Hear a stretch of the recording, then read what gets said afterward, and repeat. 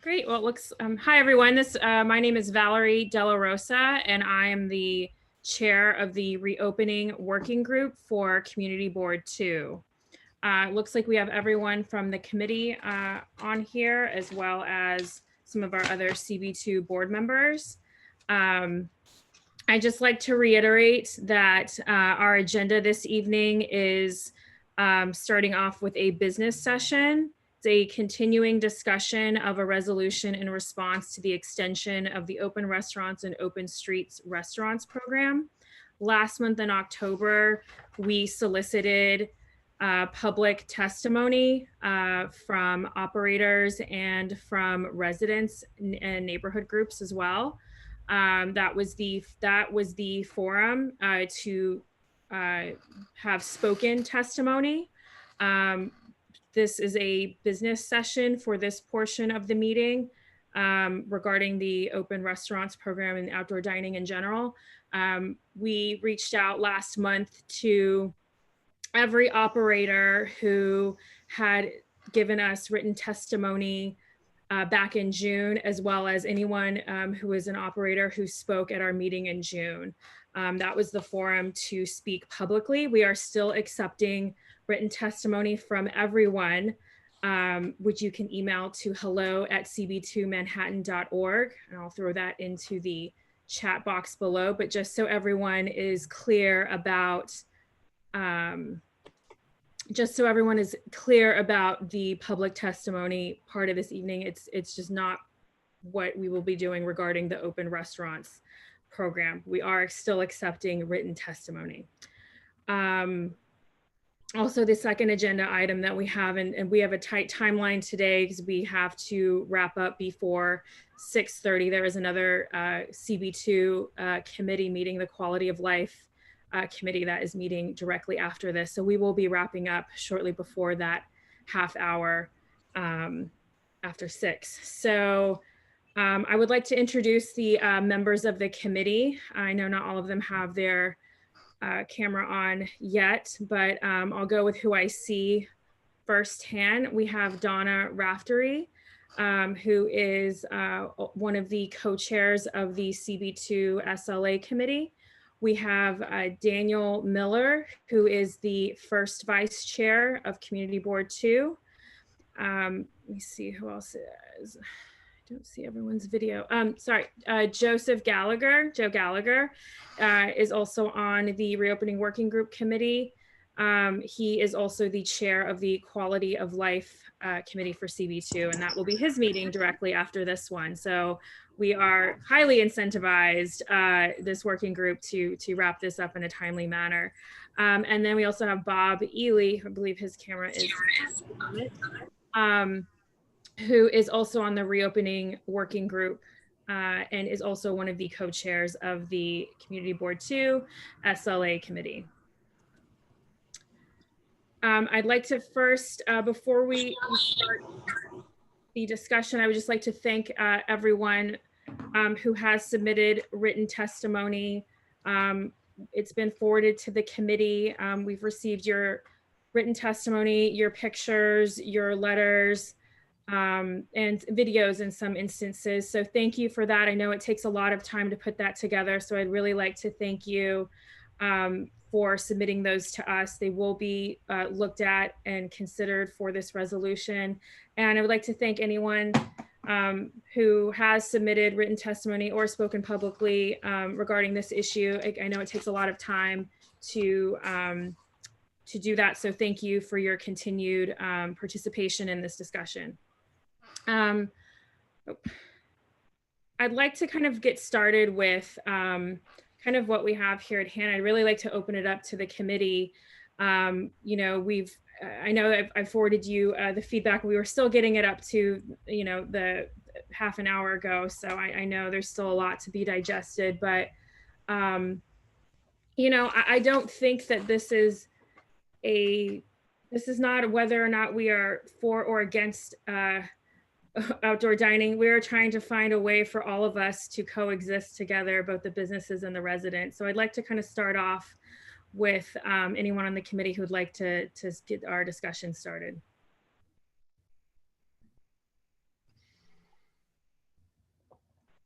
Or I can do it. I was just trying to. Okay, Valerie, I can chip in, I guess. Sure. We have a conflict, right? We want business to succeed, and we have residents who their quality of life has decreased. It's been tough. So ultimately, what I heard over and over again was a request to have some other kind of enforcement, some kind of a place to go to actually lodge a complaint, an agency to monitor good operator behavior and punish bad operator behavior. Because we need the business and we need our residents.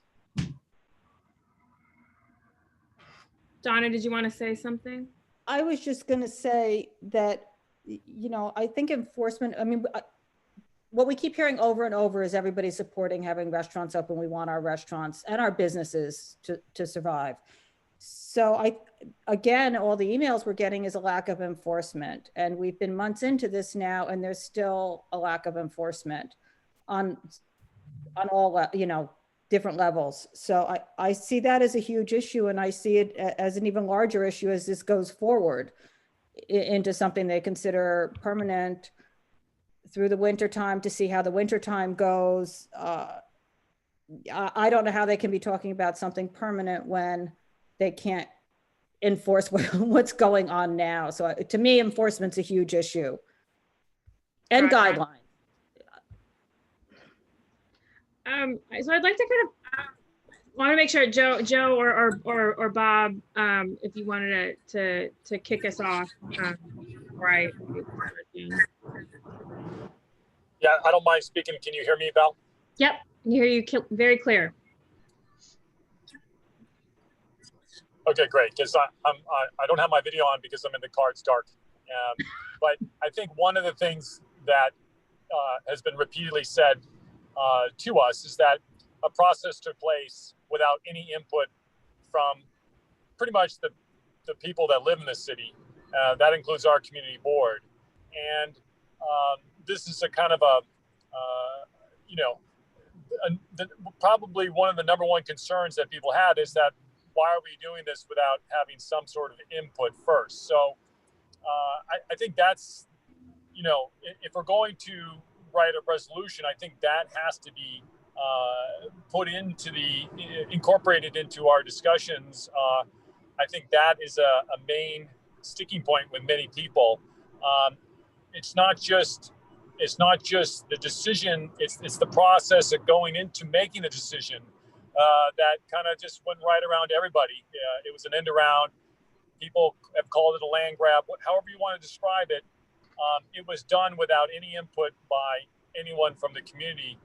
So I think that is a real concern. Obviously, the ability to enforce the rules is also an important aspect of what we need to say. But I do think that that's an important issue. Can I ask Bob a question? Are you asking to localize the process ultimately? No, what I think what my point is actually before we even start with the process, it's the fact that a decision was made without any ULUP, nothing in terms of allowing folks from the communities to actually have a voice in that decision. And it's been called permanent. So I think people feel completely disenfranchised by the use, the delivery of the message that was provided by the mayor. And especially in our neighborhoods, that's what the reoccurring theme from all the input that we've received, that's what I'm talking about. In terms of process, I agree with you, Dan. I think there has to be some process with regards to permits and things of that sort, if it's going to indeed be permanent. Sorry. Yeah, I echo what everyone is saying. I think the fact that we weren't involved, the community's not involved, and then the fact that there's no mechanism for enforcement or any way for any of these agencies to respond to complaints aside from them just kicking it to another agency it's just really infuriating. I think if there was some plan in place and something, a light at the end of the tunnel, you know, like we know that this was ramped up very quickly. But the fact that went from there to it being made permanent in a matter of months, I think really has rankled a lot of people. And I think, you know, I think it's communication issues. I think, you know, the city decided to move forward this very quickly, and with residents not having any avenue for dealing with legitimate complaints and quality of life issues, is just making everything worse. And if anything, I think we need to, you know, asked to slow down the process of making it permanent until there is actually accountability for people to have an avenue to address their complaints. So I'm kind of hearing two things. I mean, obviously the enforcement, but you know, but I'm kind of hearing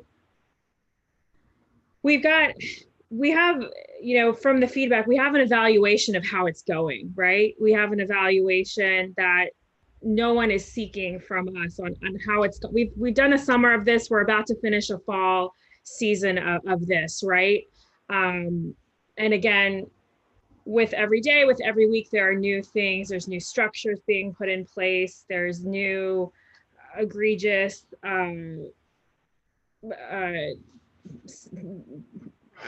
things that are creating symptoms of a larger problem.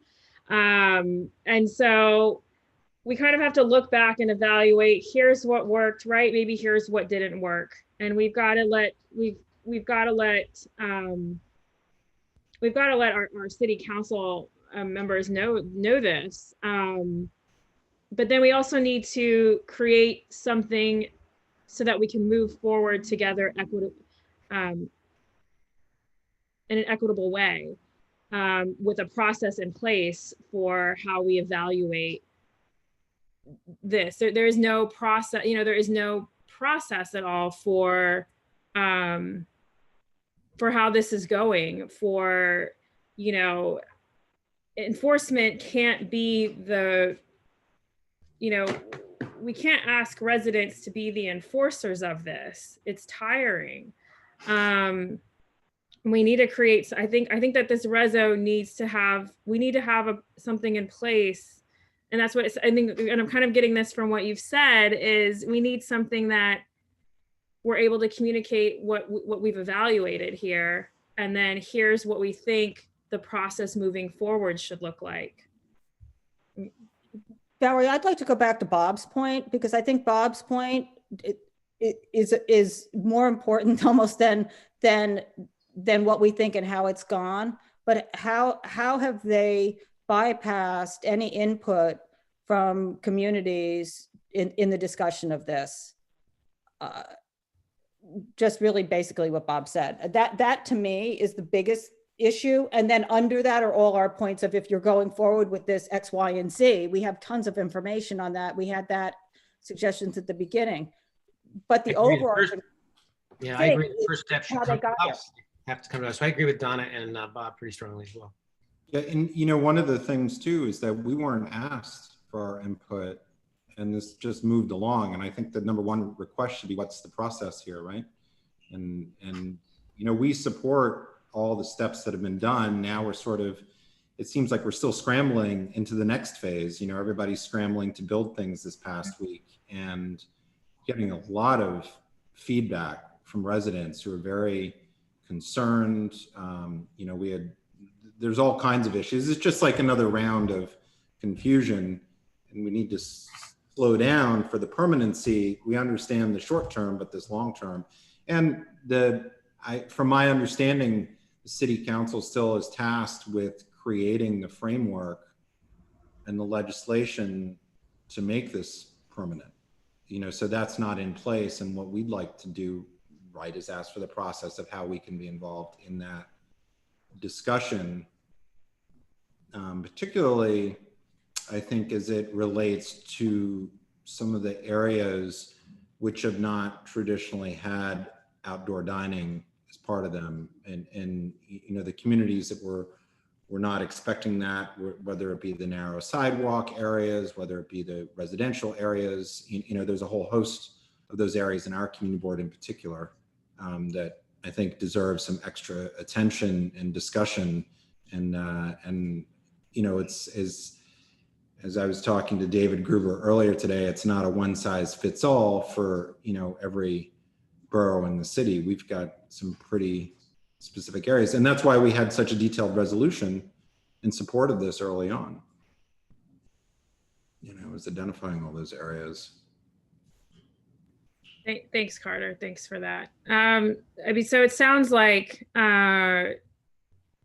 it sounds like we want something that points out, that we want a reso that points out that our input was not sought out, and why that was wrong, and why it's led to the points that we're going to outline. And then we want something that says, okay, if this is moving forward, do we want to take a position on whether it's permanent or not? What do you got? I'm asking the committee. I know I've got two other CB2 members that have their hands raised, and while this is a business session, I will allow you both to speak in just a second. You know, that's a great question you're asking, Valerie. I mean, we don't know the format of this. We have heard, you know, from what I've seen that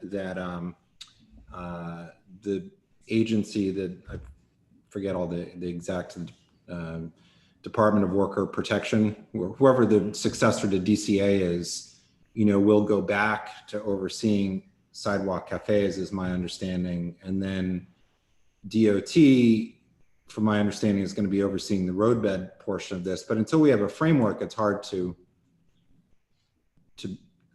create too much, you know, support or against this, because we don't know what the parameters are.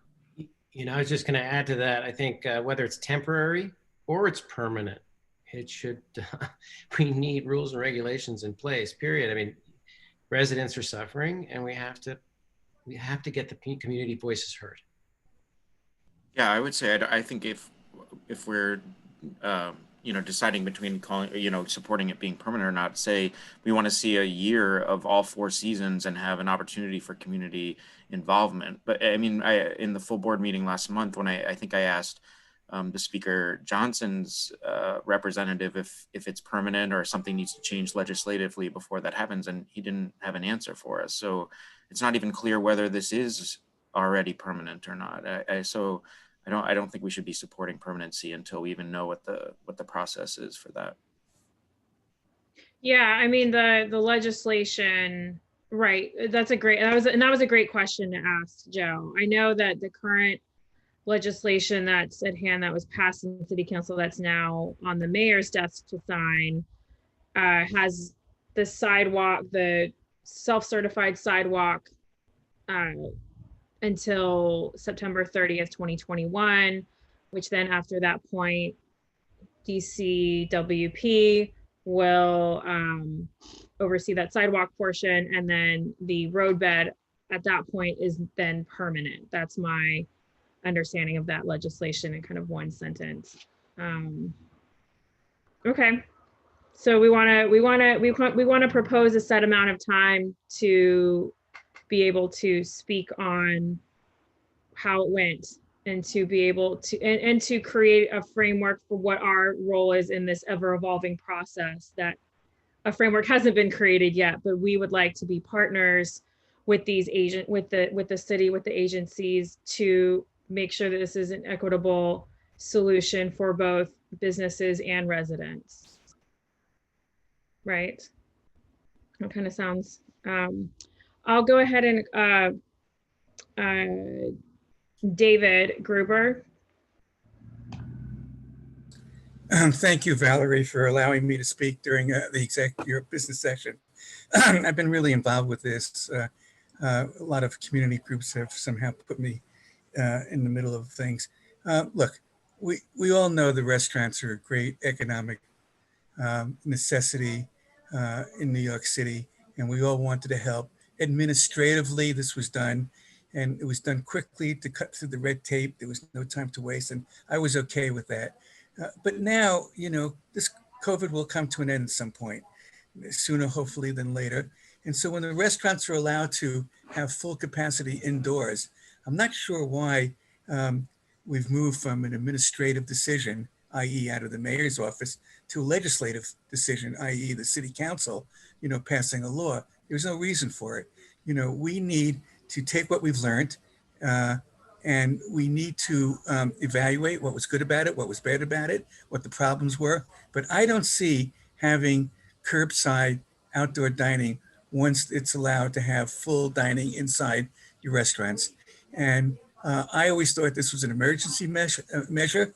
And once the emergency was over, then we go back to it. But I think that if we say anything, we need to say that this should not be legislative at all, and certainly not permanent with no evaluation.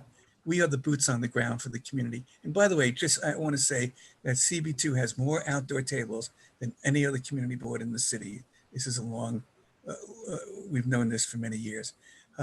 Thank you, Valerie, for accommodating and letting me chat. Thanks, David. Cormac? Yeah, I just wanted to recommend to the working group that they tag on to something that Carter said and Joe before that, which is when they talk about permanent, the question is how permanent?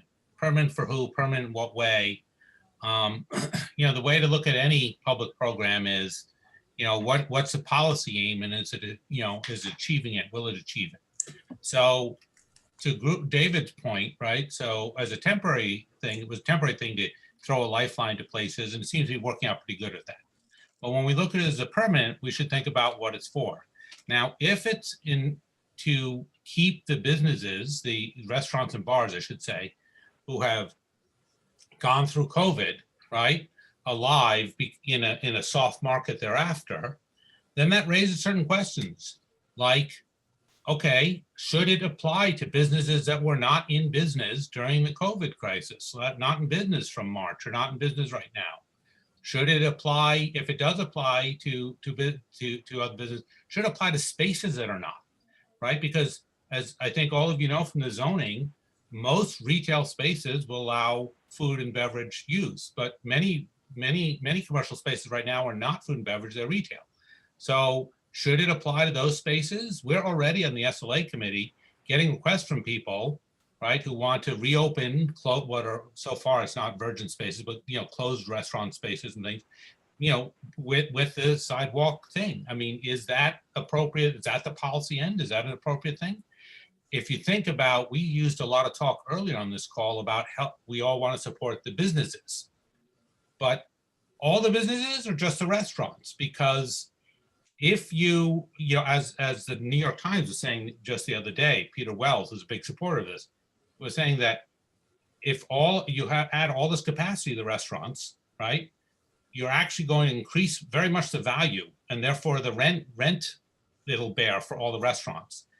That's going to make it much harder for retail, especially independent, non-chain, local, legacy retail, right, to continue to keep up with the rents as they go up. And again, imagine not in the next 18 months during this COVID recession, but imagine 5 and 10 years from now, right? We have worked very hard as a board, the not me personally, but the business committee, right, in trying to protect legacy and local retail. Is this going to undermine that? I can also imagine this, if the purpose is to help the businesses, our legacy restaurants and bars who were here with us before COVID, right? So, but part of why we're in this is even without COVID, there's been a bubble in the restaurant and bar industry. There's been a massive expansion in the number of places in the last 20 years or so, right?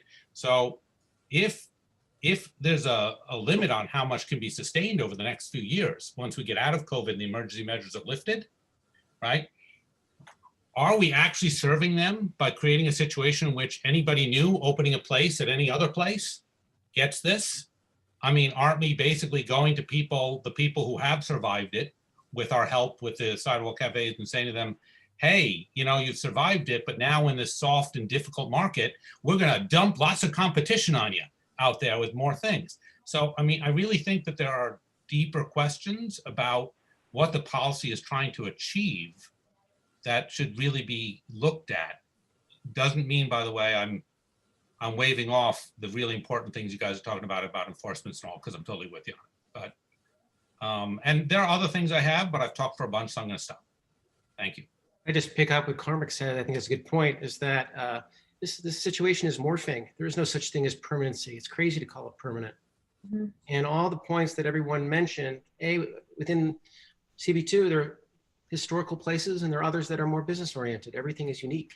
So it's always morphing. They have to look at every place differently and in a way. And at the same time, there has to be a balance. But anyway, what Cormac was saying is it morphing, and there is no such thing as permanency. It can't be, because otherwise you're going to lose all the retail. You have to be able to counterbalance. There has to be a mechanism in place to do that. We also, I think to David's point, I think there's a lot of room for discussion on different types of curbside dining. But one of the things is that with people coming back, there's not enough room to accommodate all these uses in many of the parts of our community board. It's not all parts, but in many of the parts. And the one size fits all solution, really, that's where we really need the room to have these discussions. There's been some great, some of the open streets dining programs have been great in certain areas. In other areas, maybe not so great, but there needs to be room for that discussion where it's appropriate. But if, as we all know, as we walk around here, there's no room on some of the sidewalks right now. And if this is permanent and we have all of our visitors eventually come back, there's no room to move. And that's, I don't know if that's a component of lack of enforcement at the moment, or if, how that fits in, but that's a real discussion that we need to have at some point with this, but it is an evolving situation, right? It's just not, it works now, but it's not going to work, if offices start reopening and we get the foot traffic that comes back, that we also need to support the restaurants. Right. So it's a full circle issue. Is it possible that restaurants wouldn't invest in a really nice exterior cafe if they didn't know it was permanent? They didn't think it was permanent? Wouldn't they be more shabby? Can they be more shabby? In other words, can they? I know what you mean.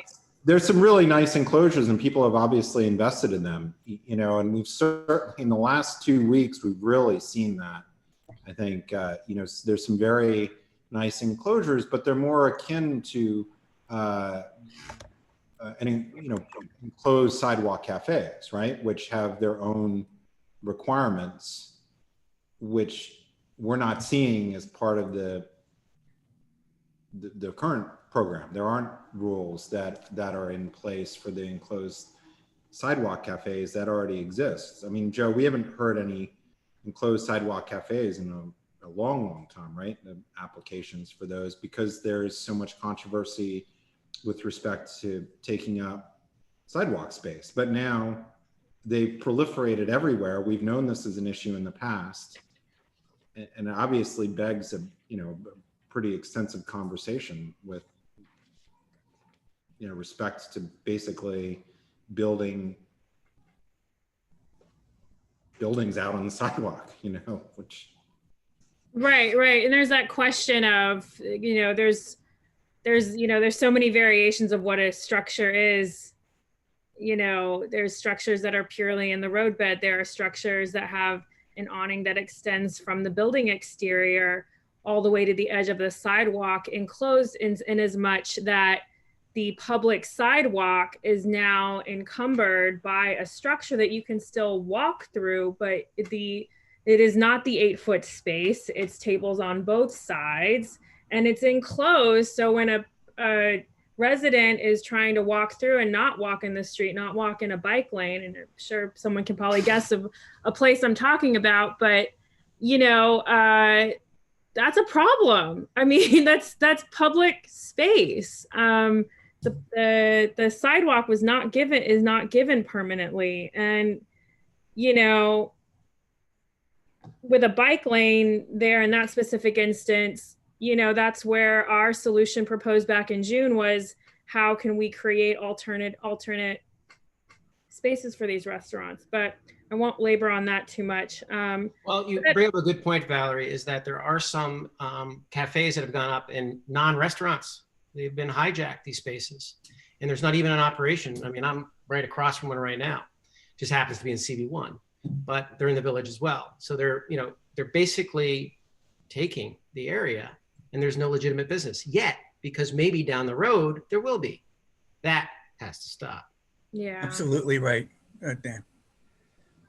Yeah, I think there are two different things going on. One is everything that's wrong with the program as it's operating now, whether it's permanent, temporary, whatever, the way these structures are, the lack of regulations around them, no knowledge for anybody to know. This is not just unfair to residents. This is unfair to the businesses that are investing lots of money to try to do something that may not work for them. So, you know, it's not fair all around not having the guidelines. And then I think the other part of the equation is, going back to what Bob said in the beginning, why are we talking about permanent when the whole public process has been avoided on that?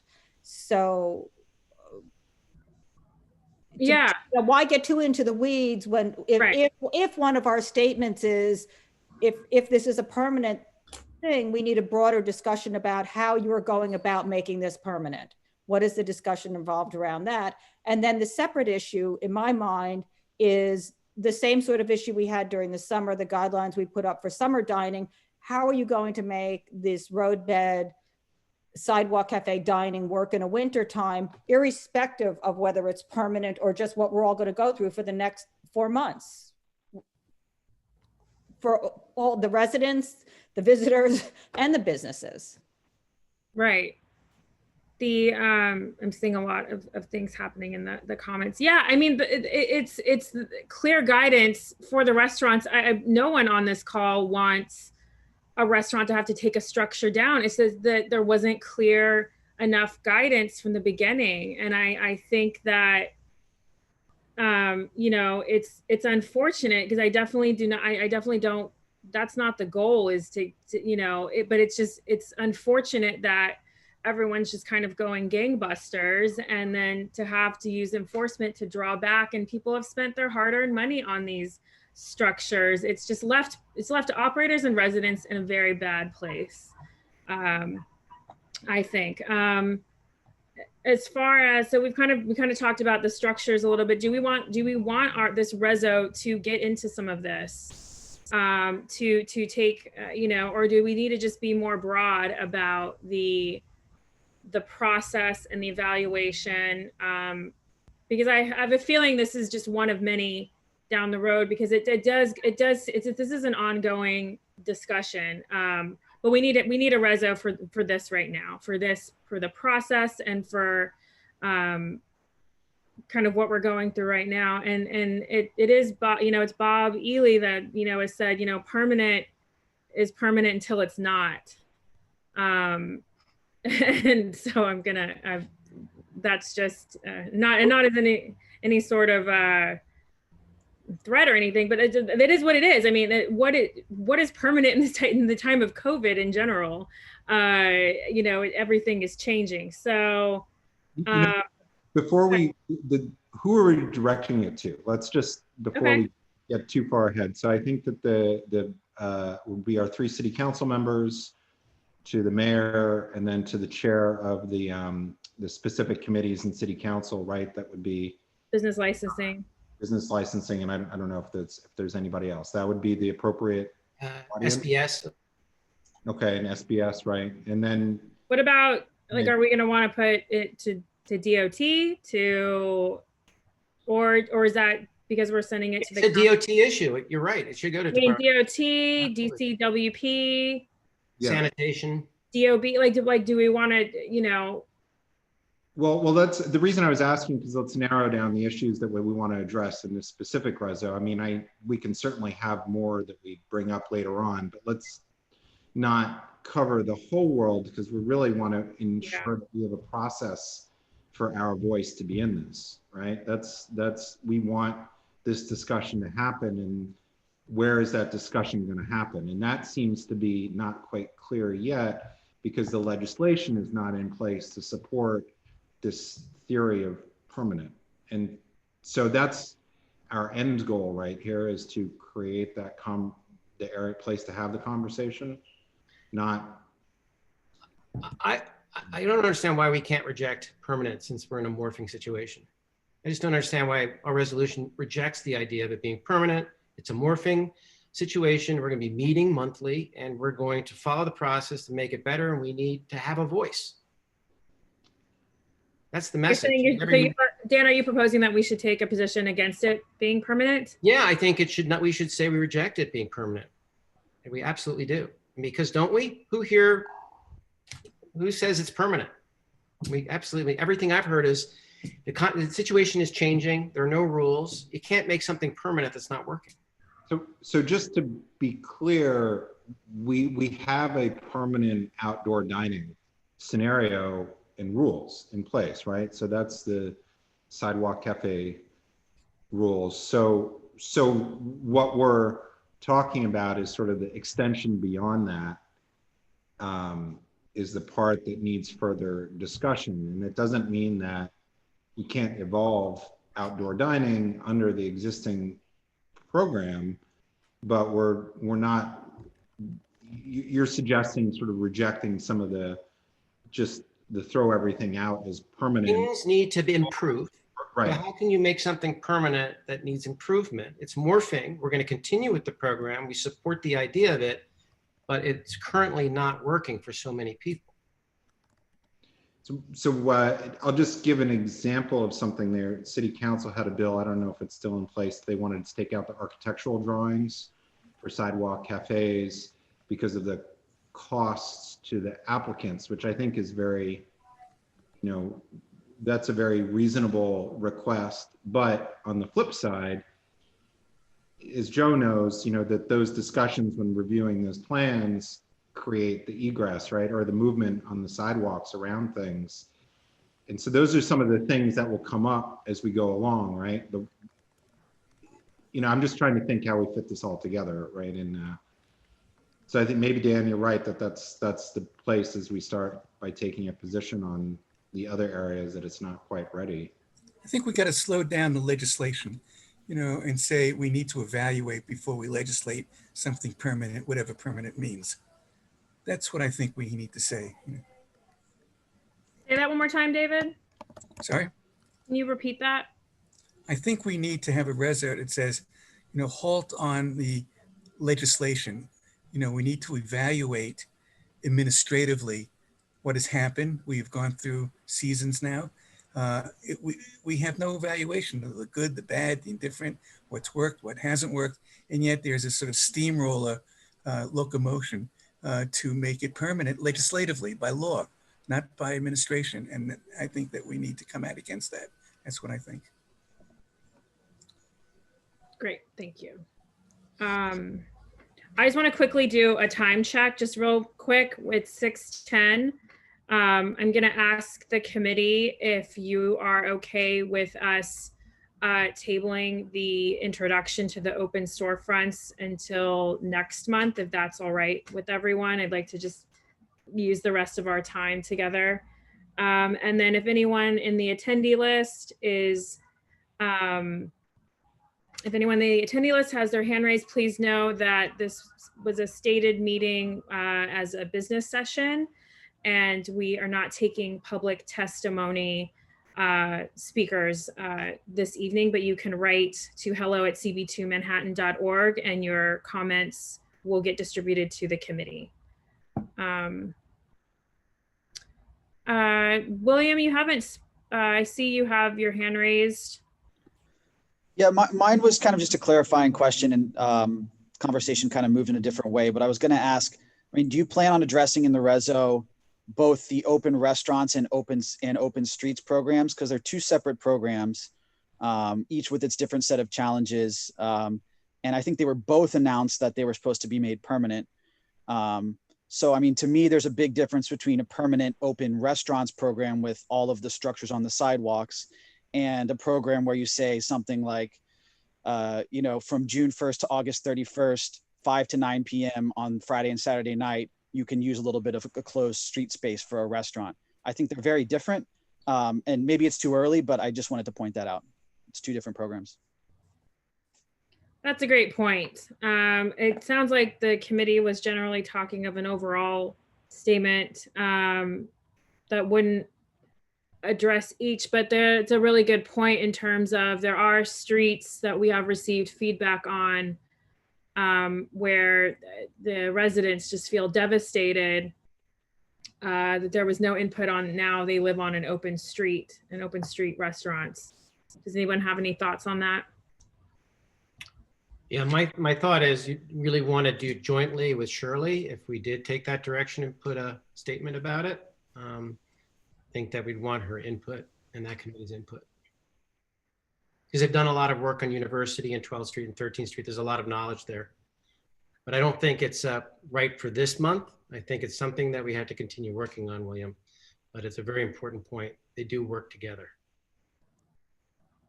And again, it's that some areas it's appropriate for, and other areas it's not. I mean, that's what we've heard. In the amount of time from certain block associations, which are, very adamantly opposed. And then the flip side of what Dan was saying is that there's a lot of areas where there's a lot of support. And so that's a lot more discussion. That's why I brought it up. And maybe if the goal is to preserve a little bit of the quote European feel that we had this summer, maybe it's a compromise. You don't have the open restaurants, you don't have all the stuff along the sidewalks, but maybe a couple days a week in the summer, you let people close off a few select streets where it works. And that preserves the spirit of what we're trying to do without going, 100% in one direction. And it's a great point also, because for the restaurants to set up in the streets when they can't normally, they need to store all that stuff somewhere. So it's a very complicated, if you do it, you've got to do it a lot. Otherwise, the restaurants aren't going to participate because of all the barriers and everything else that they need to store. This is New York City. It's not like there's places to store all that stuff. So that's part of the conversation as well, that's separate, I think, than this. Yeah. There was another point I was going to bring up. Do we want to address anything about, these permanent structures in a historic district? Have we? Well, that's what Carter was talking about. There's so many different types of neighborhoods. And I agree. Our area is so unique, and each area within it is unique, and it has to be looked at differently. And landmarks is one of the important things to us. We've been fighting for, and how you can just kind of come in and destroy that in permanency is kind of really needs a little bit more investigation. Thanks, Dan. Bob, Bob, please speak freely. Bob Ely. Yeah, no problem. I have an eye on the list with hands raised, so apologize. No problem. It's just a little more complicated for me. But anyway, I like what William said. I think that's kind of an extension of what Carter was saying before, is that, some of this is going to make sense. All right. But then we talk about structures on the sidewalk and the structures from the building going all the way to the roadbed and the takeover. And then everybody has different structures. And why did that occur? That occurred because, again, the message that was provided was that really didn't give the information to people, except the only message that was really provided was this is going to be permanent. And so, people invested in structures and they didn't really have any guidelines on the structures. And they had a little bit, but it was kind of a free-for-all. And again, it comes back to the message that was provided, not just to the businesses, but to the residents. And it just seems to me that it kind of goes back to point number one, is that why do we do it that way?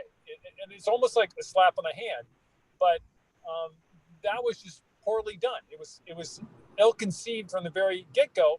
It was a good reason. There was a good reason to do it, but it was just the message that was provided And I think the reso really has to talk about the message, and it has to talk, and I agree, permanency is the message.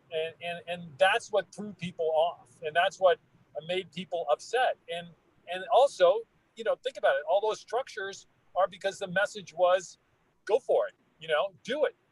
And it's going to be permanent. And so, you know, I think the reso needs to be straightforward, but I like what William said. I like what Carter has said.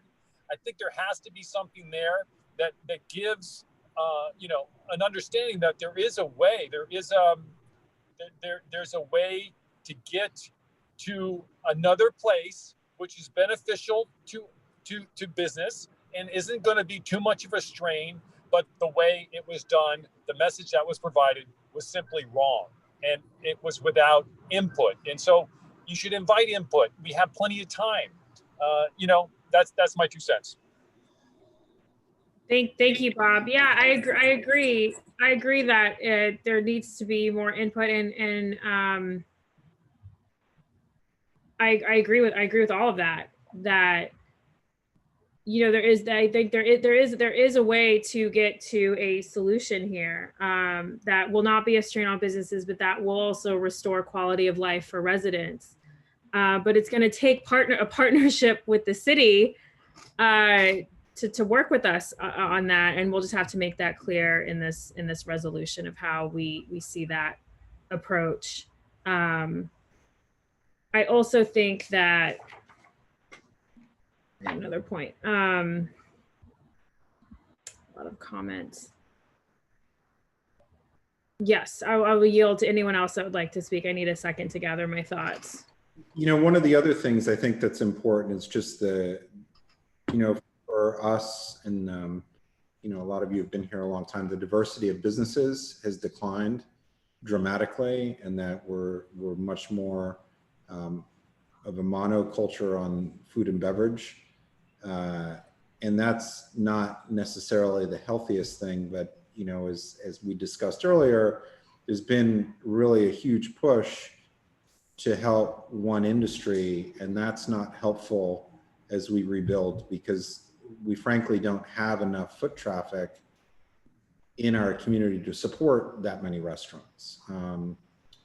And that's something that we need to make sure that we have spaces, hopefully, that can attract some other businesses if there is a reevaluation of what the value of those spaces is worth. And it's not helpful when you start calculating into that equation all this outdoor area, which was brought up before, creates a tremendous imbalance across different types of businesses. And that's not necessarily going to help the community in rebounding, particularly if there's a long delay in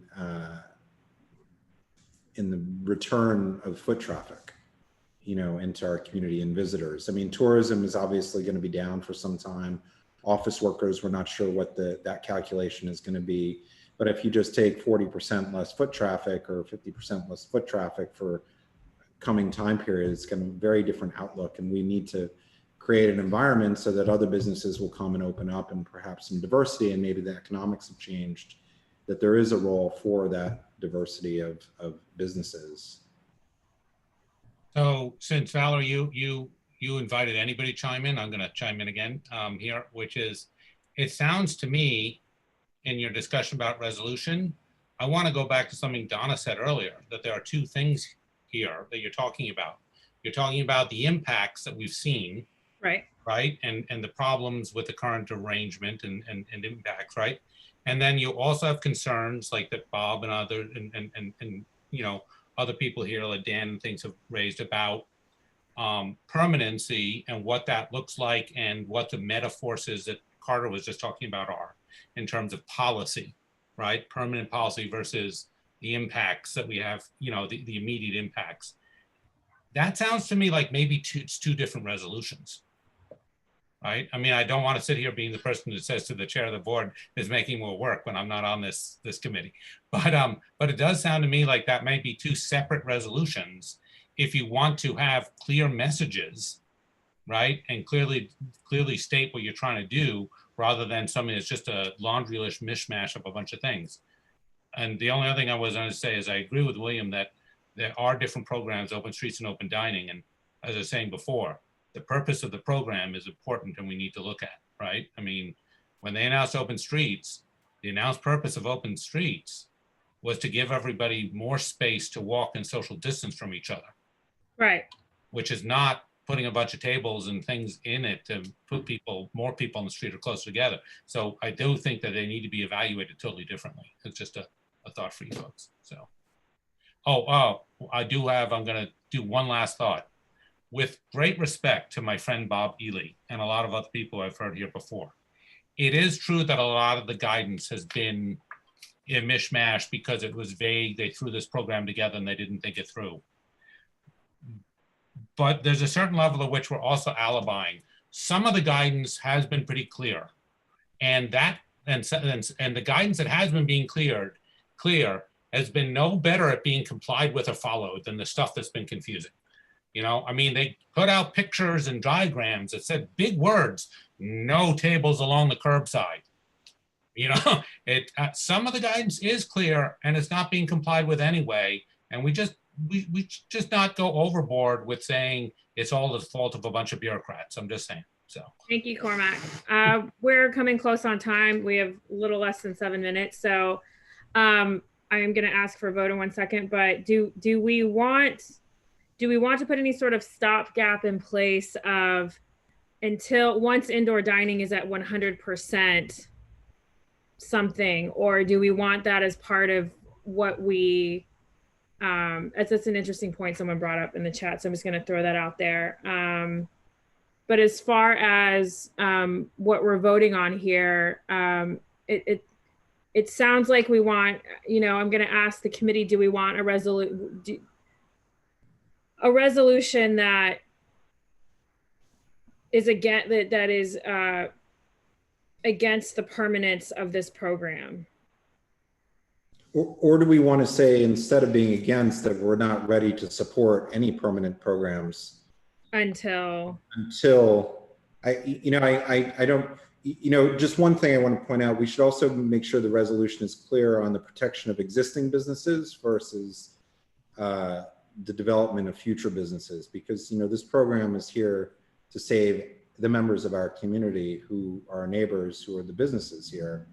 And it's not necessarily to promote new businesses. And I think that that's why people have bent over backwards to support all these steps that we've taken. So I think that's something we just need to make.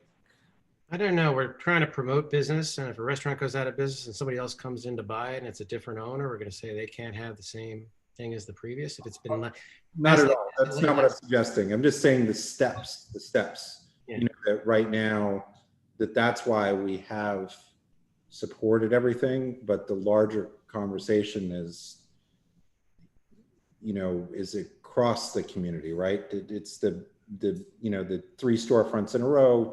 1 can be retail, 2 can be restaurants, but you can't have a restaurant that overtakes the retail space that we've heard some testimony, you know, that interferes with their business, right? You made another point earlier, is that retail isn't drawing customers. And if they're not going online and e-com, it's not working out for them. And, you know, John Hardy, who we all met with at Small Business Economic, that store is 0 business right now. And no outdoor showing a product is going to help that business. It's just not the right environment for them. So we still need to get some businesses here that we still have to try to attract business. So I just want to make sure that we're sensitive to that, as well as places like John Hardy leave Soho. But to that point, I just quickly, Dan, to that point, these are exactly the types of businesses, a lot of these unique places, because they can't survive during COVID, does not mean, you know, do we want to lose them all to rambling places that figure out how to do something outside, and then we don't have those places that make each of our, even within our community board, each little neighborhood is unique, and those non-eating and drinking establishments are a good part of what make all our little communities unique. So this is what we just tabled the conversation about. Well, I would say we tabled this. It's such a big point. Let's stay vague, like Bob was saying. Talk about the process, hearing us out, morphing, and not get into too many specifics, because that is a meeting all of its own. Well, and you know, again, it's 6:27. I mean, I walk down Bleecker. There's no one taking advantage of open storefronts. So I mean, it's people not take their. It's a little too late for retailers for that program. That's another meeting. So where are we on? You want to say language is fine for me. We don't say Yeah. we reject it. We just say we can't support it this time because I agree. Okay. Yeah, and I would say that I don't think permanency is the end all. I think it's the message. It's how it was done without input. It makes the permanency unacceptable. Got it. But permanency, you know, in some form, you know, is not. That's not out of the realm either. You know, so I think it's just the message from my vantage point. Okay. Okay, so Valerie, you'll circulate a drafted resolution to the committee, correct? And people can. Yeah, we'll go from there. Do I have a motion to adjourn this meeting? Anna, and a second? Motion to adjourn, second I it. second. Okay. Can I get that? Just one more thing, guys. I'm sorry. Right. You know, I don't know if everybody heard, but Pfizer did come out with an incredible announcement. You know, so you know, do you want to put something like that? Oops. Market dogs. You know, that was not said today, but you know, that is a big deal. It's they're saying it's 90% effective in preventing people from getting it. So, you know, that does have a big impact on the way restaurants will operate in the future.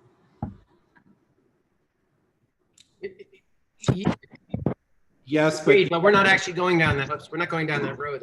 I don't think we need to mention that. I don't think we're going quite down that road. I agree. and every week there's something new, or at least every day. So we should stick with what we generally know is that we need a voice in the process, right? Right. Okay, I just want to throw that out there because I just forgot about it and I just realized that's probably something that should be brought up. But thanks, guys.